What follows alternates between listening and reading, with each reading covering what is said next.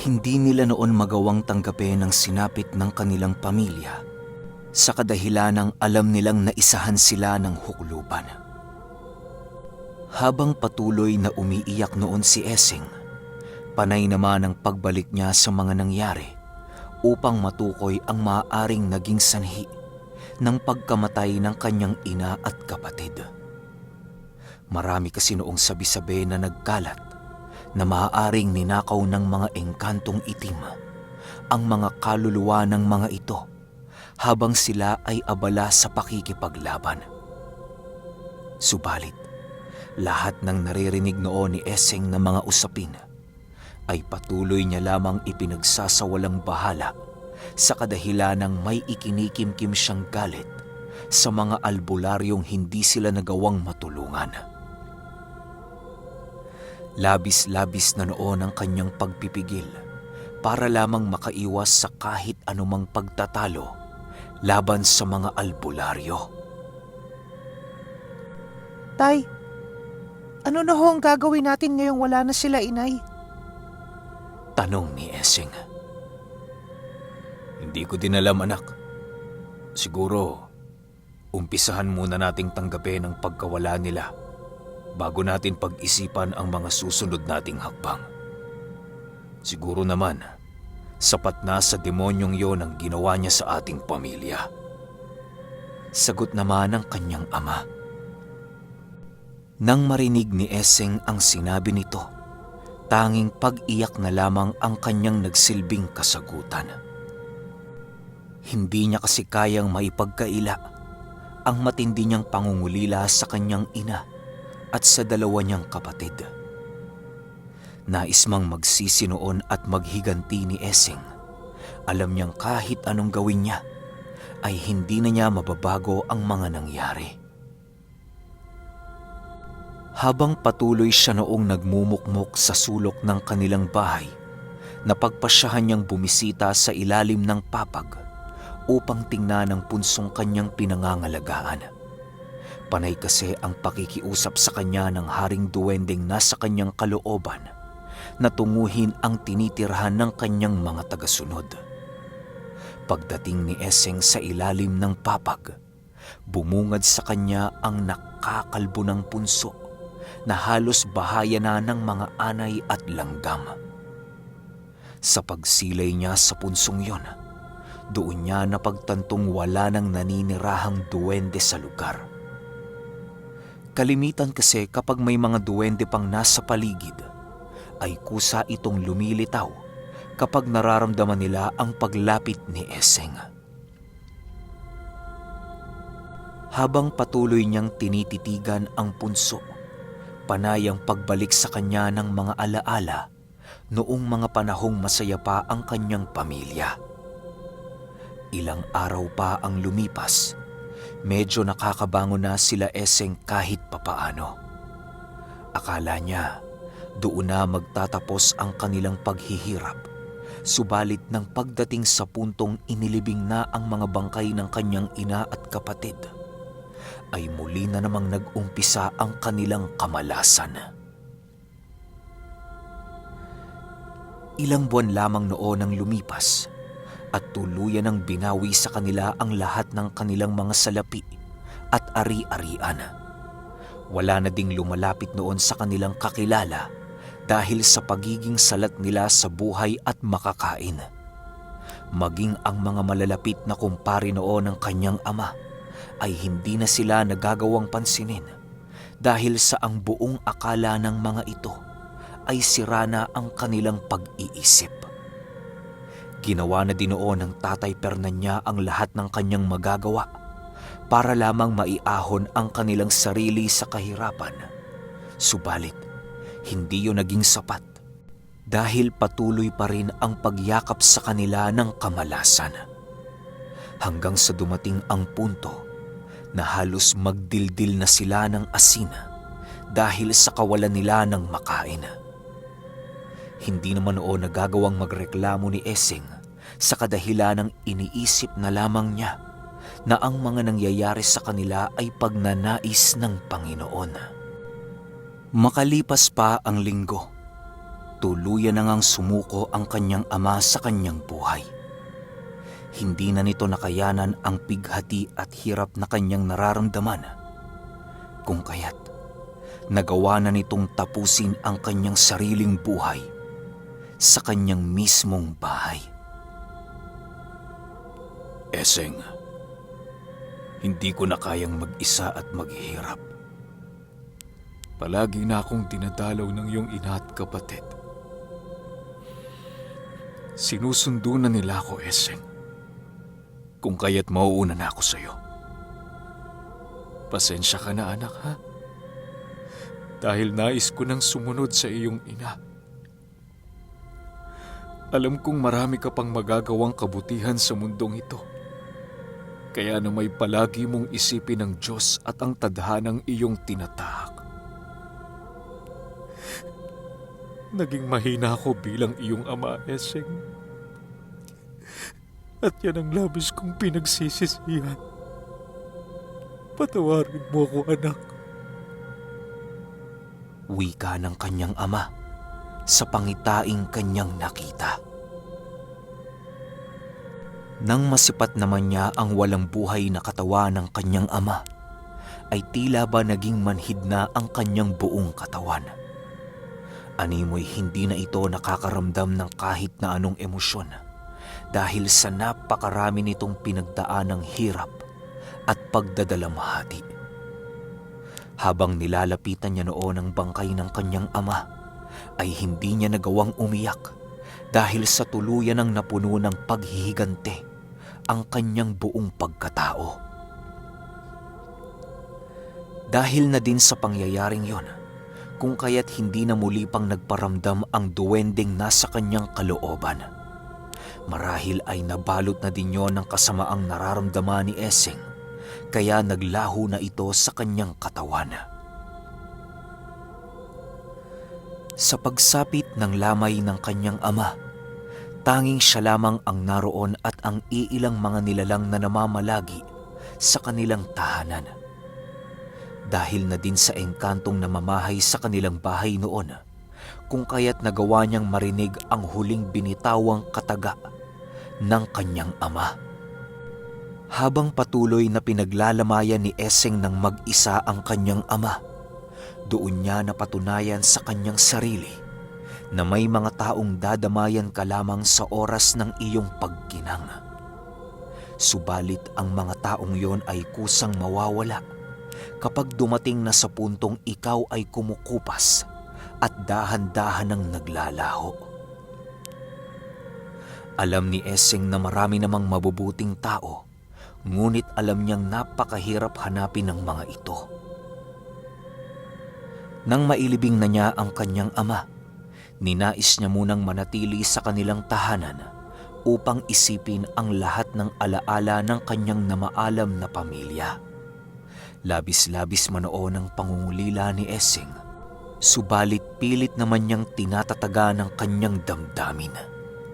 Lahat ng maaaring trabahong makakaahon sa kanya noon sa bawat araw ay ginagawa niya ito nang walang pagdadalawang isip. Isinantabi na din noon ni Eseng ang kanyang alam pagdating sa lihim na karunungan dahil sa napagpasyahan na niya itong kalimutan. Napagtanto niya kasi noon na wala namang saysay ang magkaroon ng lihim na karunungan dahil sa kamalasan lamang at sakit ang naidudulot noon sa kanyang pagkatao. Ilang buwan pa ang lumipas, namuhay si Eseng sa kanilang baryo bilang isang kargador at utusan ng karamihan. Kahit anong pangungutya ang natatanggap niya noon, ay nilulunok na lamang niya ito ng buong buo upang siya ay makakain at mabuhay sa bawat araw na dumaraan. Paminsan-minsan na pagkakamalan din siya noong baliw, subalit hindi na lamang niya ito pinapansin. Wala naman siya noong magagawa dahil sa wala na siyang pamilyang nakahandang umalalay at magtanggol sa kanya. Sa bawat trabaho noong ginagawa ni Eseng, ninanais niyang mag-ipon ng kahit isang kusing upang gamitin sa kanyang pagbabagong buhay. Napagpasyahan niya na kasi noong lumipat na ng baryo upang siya ay muling makapagsimula. Yun lang kasi ang kanyang naiisip na paraan para takasan ang kanyang napakasamang nakaraan. Sa isang taong pagtatrabaho ni Essing sa kanilang baryo, nagkaroon na nga siya ng kakarampot na salapi na siyang magiging pang-umpisa niya sa bagong baryo na kanyang pupuntahan. Nang maibalot na ni Essing ang kanyang mga gamit na kailangan, doon na niya inumpisahang sunugin ang kanilang dating tahanan. Sa pagsunog niya sa kanilang bahay, ay ang paglimot naman ni Essing sa mga masasayang alaala ng kanyang pamilya. Kapag kasi naiisip niya ang bagay na yon, ay parabang hindi niya naiiwasang mapaluha, lalo na't kung ang pumapasok sa kanyang isipan ay ang mga alaala ni Obet at ng kanyang ama. Habang patuloy niyang pinagmamasdan ang natutupok nilang tahanan, biglang napatigil itong si Essing nang merong lumitaw sa kanyang harapan na isang matandang nababalot ng kadiliman. Nakatayo yun sa nagliliyab na haligi ng kanilang tahanan na siya namang agad pumukaw sa kanyang atensyon. Matapos nilang magkatitigan, agad din namang lumapit sa kanya ang matanda habang dahan-dahang ibinababa ang kanyang talukbong na kumukubli sa kanyang pagmumuka. Nang tuluyan na itong makalapit sa kanya, ay bigla siya nitong tinitigan habang nagwiwika ng, Gusto mo bang maibalik ang lahat ng nawala sa iyo? Gusto mo bang magkaroon ng hindi masukat na kapangyarihan at kayamanan? Kaya kong ibigay ang lahat ng yan sa iyo, Essing, kung magagawa mo kong paglingkuran at talikuran ang lahat ng iyong pinaniniwalaan. Kaya kong dalhin ang pugot na ulo ng matandang hukluban sa iyong harapan kung ito ay iyong pagnanais. Makiisa ka sa amin, Essing, at walang magiging imposible para sa iyo at sa iyong kakayahan.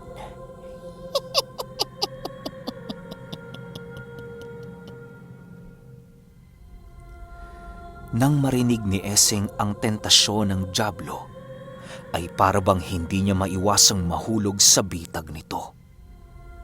Alam niyang demonyo noon ang lumapit sa kanya, ngunit tila ba hindi niya naiiwasang mapaisip sa lahat ng alok nito. Pakiramdam niya kasi noon na kapag nagawa niyang makiisa sa demonyo, ay nagagawa na niyang ibalik ang lahat ng nawawala sa kanya. Subalit, kahit anong pagnanais noon ni Essing na sumang-ayon, ay parabang merong pumipigil sa kanyang isipan na gawin ang mga bagay na yun. Ilang minuto pa ang lumipas at nagwika itong si Essing ng, Lumayas ka sa aking harapan, demonyo! Dahil kahit kailan, hindi ako tatalikod sa amang aking pinaglilingkuran. Marahil ay marami nga akong pinagdadaanan ngayon, ngunit kung ito ay kanyang kalooban, tatanggapin ko ito ng buong puso! kasabay ng pagsigaw ni Essing, ay ang paglaho naman ng demonyo sa kanyang harapan. Animoy naglaho na lamang ito na parang bula, na halos hindi na niya magawang masundan ang naiwan nitong bakas sa paligid. Sa pagkatupok ng kanilang tahanan, doon na nga nag-umpisa ang paglalakbay ni Essing patungo sa ibayong baryo. Sa bawat paghakbang niya papalayo sa kanilang baryo, ay ang pagbuo naman ng kanyang bagong pag-asa at buhay.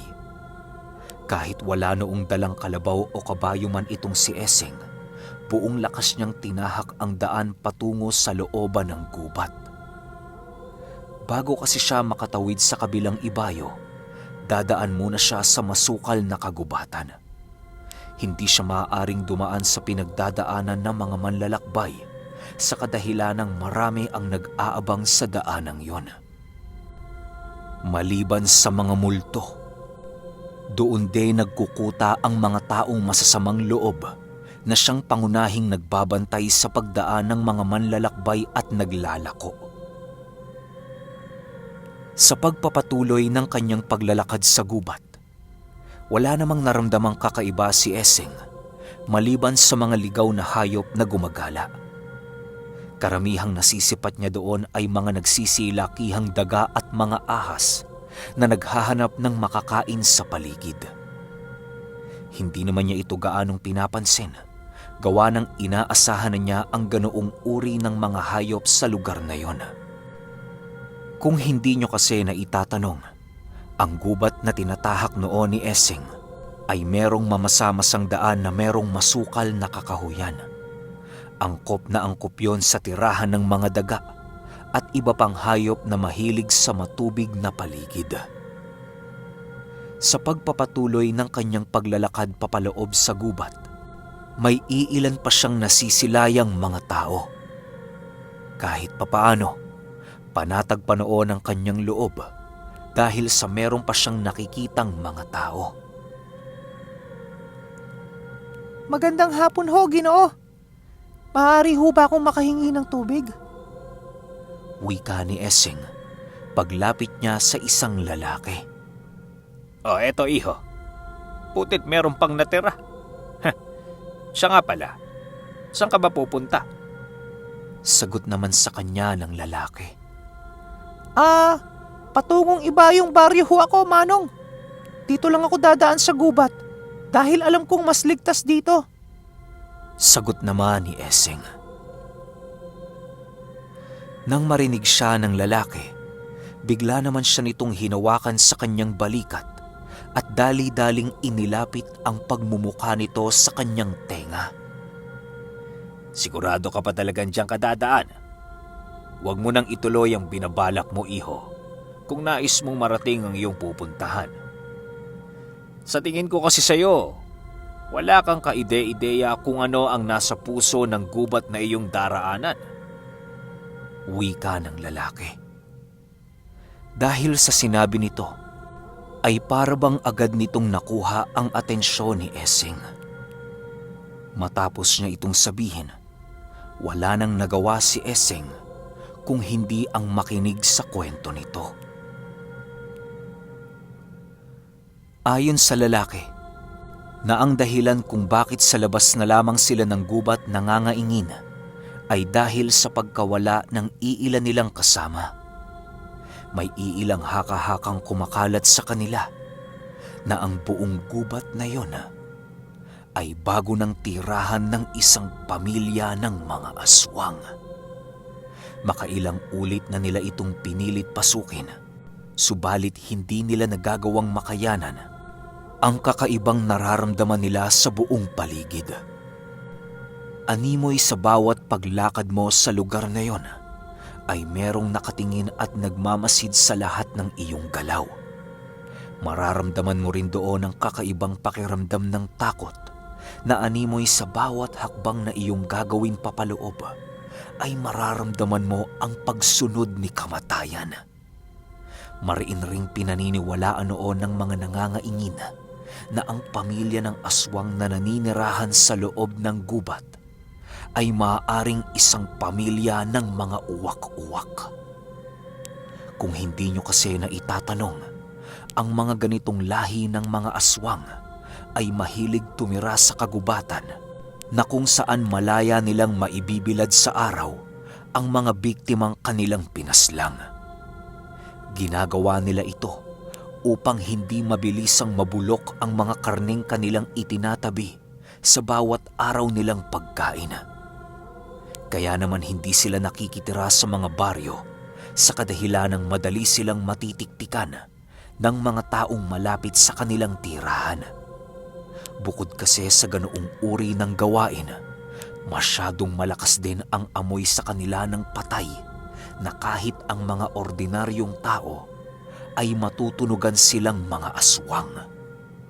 Walang kakayahang magkubli o magbalat kayo ang mga uwak-uwak, subalit ang kakayahan nitong bumiktima ng isang ordinaryong tao ay walang pagkakahalintulad sa ibang lahi.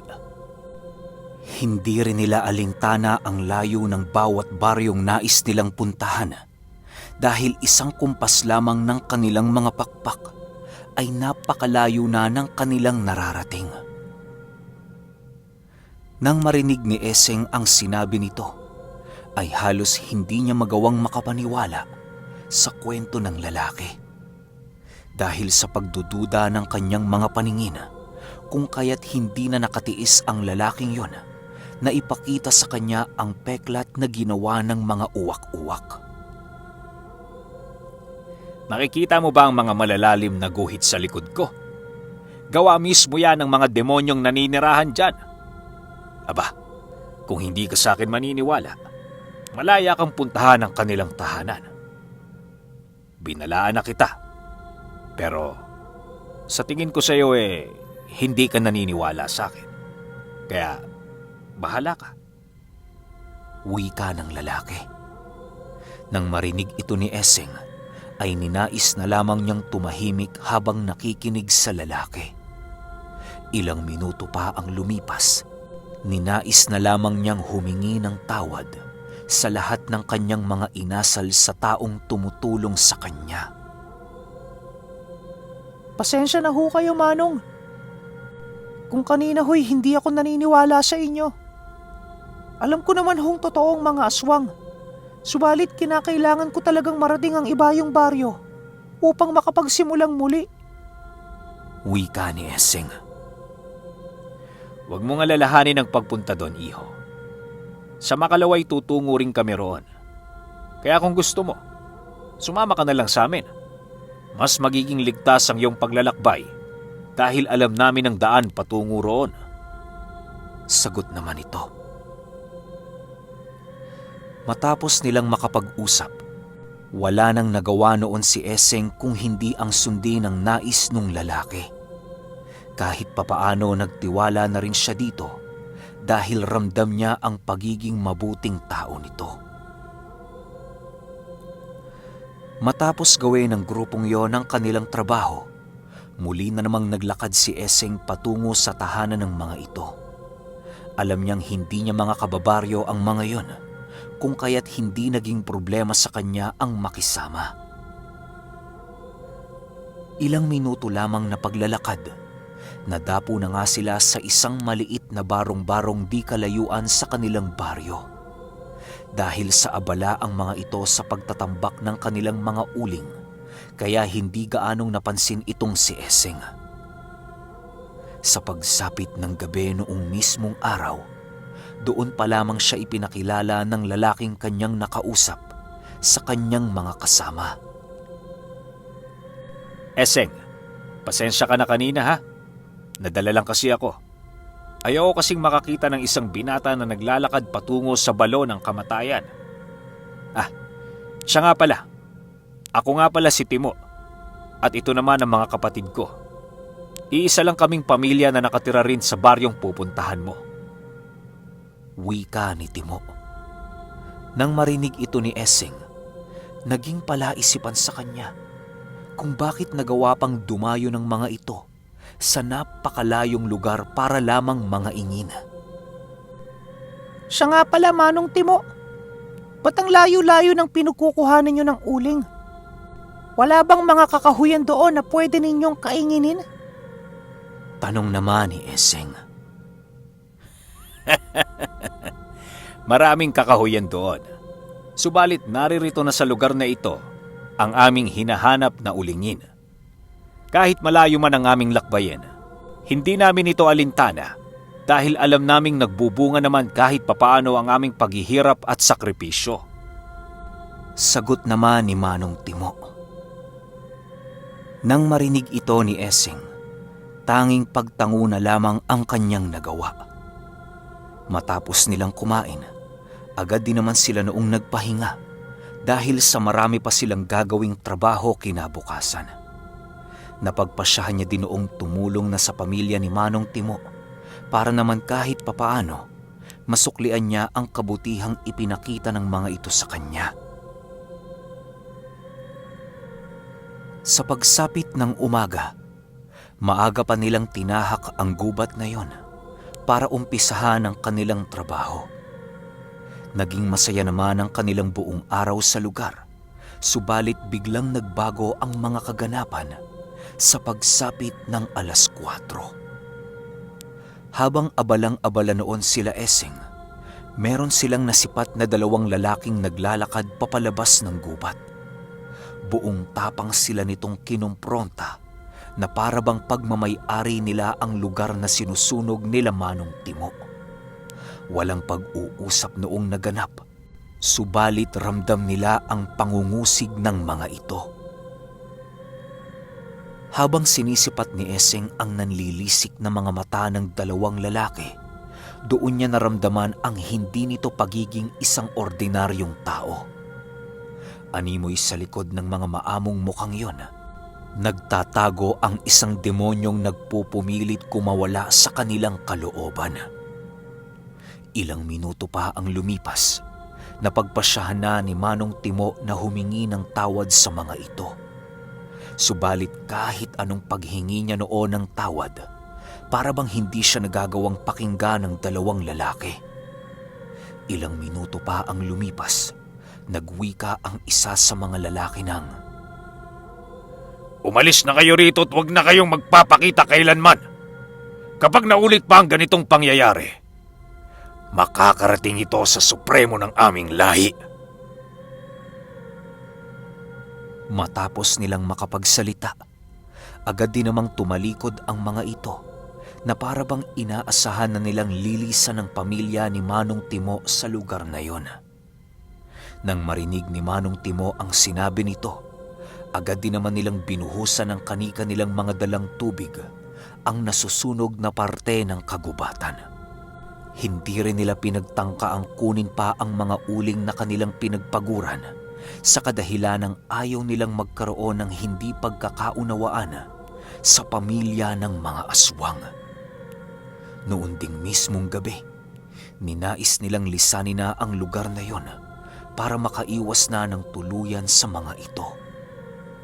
Kahit papaano, pabor naman kay Esing ang mga nangyayari dahil nais rin naman niyang marating ang ibayong baryo sa lalong madaling panahon. Dahil sa wala naman siya noong gaanong dala, kung kaya't napagpasyahan niyang tumulong na lamang sa mga dalahin nila Manong Timo. Ilang oras pa ang lumipas, napakadilim na sa buong paligid. Nagkataon namang wala noong dalang sulo sila Esing, kung kaya't napagpasya nilang maghanap ng ligtas na lugar na siyang magiging lilim nila sa paglalim ng gabi. Okay, sunod kagad natin yung 5. Yun lang.